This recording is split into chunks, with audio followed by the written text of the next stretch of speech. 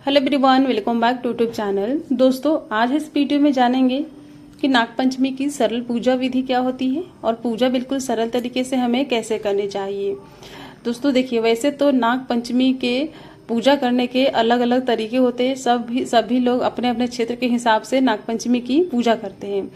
तो नागपंचमी मैं कैसे करती हूँ पूजा, देखिए सबसे पहले सुबह स्नान करके और जहाँ कहीं भी पूजा करनी हो जगह की साफ सफाई करके एक चौकी पटका लगा लीजिए और उसके ऊपर कपड़ा बिछाइए और थोड़े से चावल का आसन दे करके भगवान शिव जी, माता पार्वती जी, गणेश जी की फोटो चित्र रख लीजिए। उसके बाद नाग पंचमी पर नाग नागिन की पूजा करी जाती है। तो जैसे कि नाग देवता भगवान शिव के गण होते हैं, इसलिए भगवान शिव जी की भी इस दिन पूजा करते हैं। तो नाग नागिन आप जैसे कि आप आटा का बना लेकर के भी बना सकते हैं या फिर गोबर से भी नाग नागिन बना सकते हैं। तो देखिए, सबसे पहले पूजा में आप कलश रखना चाहते हैं तो कलश रख सकते हैं, वरना इस चीज़ को स्किप भी कर सकते हैं। या फिर आप इस तरह से एक लोटा जल भर करके भी रख सकते हैं। तो लोटा में जल भरिए तो उसमें थोड़ा टीका स्वास्तिक लगा करके कलावा लपेट करके जल रख लीजिए। उसके बाद अब हम नाग बनाएंगे। देखिए, गोबर से मैं यहाँ पर नाग बनाकर आपको दिखा रही हूँ। और जैसे कि मैंने बताया कि आप मिट्टी से भी बना सकते हैं या फिर आटा से बना सकते हैं या फिर गोबर से भी बना सकते हैं इस तरह से। और अगर आप आटा से नाग नागिन बना रहे हैं तो आटा में नमक नहीं डालना है आपको, बिल्कुल शुद्ध आटा लेना है आपको और इस तरह से नाग बना सकते हैं। तो अपने हिसाब से देख लीजिए, इस तरह से नाग बना करके और फिर कोई भी बर्तन लेकर के और उसमें नाग और नागिन के जोड़े की पूजा करनी चाहिए। आप नाग नागिन जैसे 5, 7, 11 इस तरह की संख्या में भी नाग नागिन की पूजा कर सकते हैं, लेकिन सिंगल नाग नागिन की पूजा नहीं करनी है, जोड़े में पूजा करनी है। तो देखिए, सबसे पहले पूजा में दिया जला लेंगे, ये हमारे पूजा के साक्षी होते हैं। और पूजा जो आपको सुबह जल्दी से उठ करके स्नान करके घर की साफ सफाई करके पूजा करनी है। तो देखिए, सबसे पहले जैसे कि हमारे जो सर्वप्रथम गणेश जी होते हैं उनकी पूजा करी जाती है। तो गणेश जी फोटो में है, अलग से रखने की जरूरत नहीं है।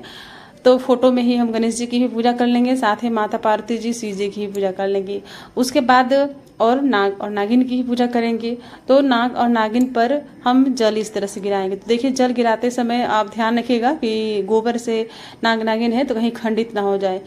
तो इस तरह से जल गिराने के बाद अब थोड़े से हम दूध से इनका अभिषेक करेंगे, दूध से इनका स्नान करा देंगे। और स्नान कराते समय आपको ध्यान रखना है कि खंडित ना हो। इस तरह से देखिए, दूध से स्नान करा देंगे। स्नान कराने के बाद वस्त्र देंगे। तो वस्त्र रूपी कलावा दे दिया हमने फोटो में। अब हम नाग और नागिन को भी इस तरह से जोड़े में ही वस्त्र दे देंगे। तो वस्त्र रूपी कलावा, जनेऊ इस तरह से आप दे सकते हैं। तो देखिए, और उसके बाद अब हम टीका लगा लेंगे। तो शिव जी को, माता पार्वती जी को, गणेश जी को, सभी को साथ में एक साथ ही पूजा हम करते चले जाएंगे। टीका लगाने के बाद अब हम नाग नागिन को भी इस तरह से टीका लगा देंगे। तो ये हल्दी और गुलाल का हमने टीका लगाया है। अब हम चावल इस तरह से चढ़ा देंगे। चावल चढ़ाने के बाद देखिए, अगर आपको जैसे कि सावन का महीना है, बेलपत्र मिल जाते हैं तो आप नाग और नागिन को बेलपत्र भी इस तरह से चढ़ा सकते हैं। बेलपत्र चढ़ा देंगे और बेलपत्र का उल्टा भाग चढ़ाना चाहिए। इस तरह से देख रहे हैं आप, चढ़ा सकते हैं बेलपत्र। बेलपत्र चढ़ाने के बाद अब आपको क्या करनी है, सिंदूर लगाने चाहिए नागिन को। लेकिन हाँ, ये डेमो वीडियो है तो मैंने सिंदूर नहीं लगाई है, आप सिंदूर जरूर लगाइएगा।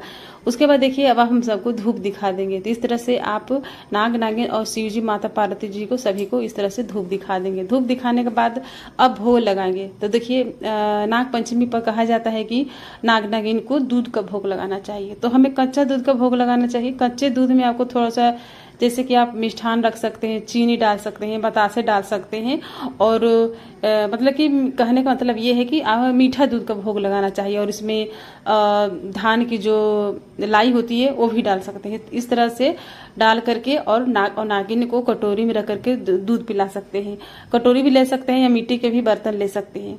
उसके बाद जो भी मिठाई, फल, जो भी हो आपके पास पकवान, भोग लगा सकते हैं। नाग पंचमी के दिन हमारे तरफ कढ़ी चावल बनाए जाते हैं। आपके तरफ जो बनाए जाते हैं उन चीज़ों को बना करके भोग फिर लगा सकते हैं, लेकिन दूध का भोग जरूर लगाइएगा।